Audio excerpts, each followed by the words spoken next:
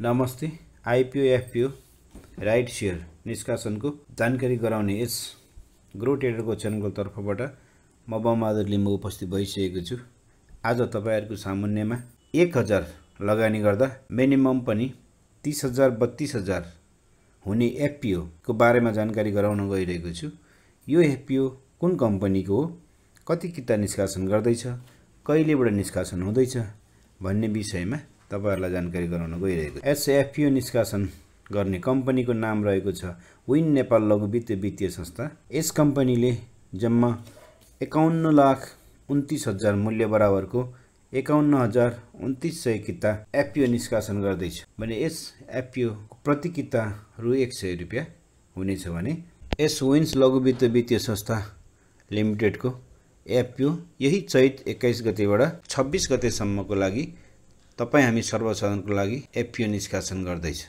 यस FPO निष्कासनको बिक्री प्रबन्धकमा SBI merchant banking रहेको छ। विन्स नेपाल लघु वित्तीय संस्था मेलनचित्य र सिन्धुपाल्चोक हेड अफिस रहेको छ भने नेपालबाट 21 वटा ब्रान्चबाट यसले कार्य सञ्चालन गरिरहेको र स्थापना 2070 सालमा स्थापना भई कार्य सञ्चालन भइरहेको छ भने यस विन्स लघु वित्तीय संस्था लिमिटेडको आईपीओ निष्कासन भई सेकेन्डरी मार्केटमा किनबेच भइरहेको छ।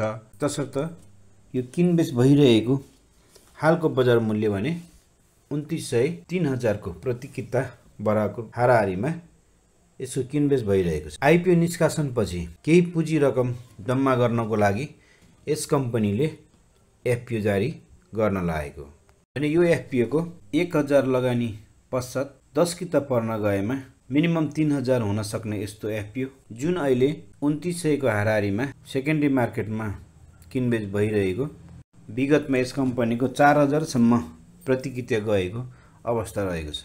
यति राम्रो कम्पनी थोरै जनालाई पर्ने यस 51,2900 जनालाई पर्ने यस लघु वित्तीय संस्थाको एफपीओ भर्नु होला। भाग्यमानी तपाई म पनि हुन सक्छु। त्यसैले चैत 21 गतेलाई सम्झिराख्नु होला भन्दै यस भिडियोबाट बिदा हुन गइरहेको छु। मेरो च्यानलमा तपाई पहिलो हुनुहुन्छ भने सब्स्क्राइब लाइक गरी नजिकै रहेको बेल आइकनमा थिचिदिनु होला ताकि यस्तै प्रकारका जानकारीमूलक भिडियोहरू तपाईको सामुन्नेमा आउनेछ।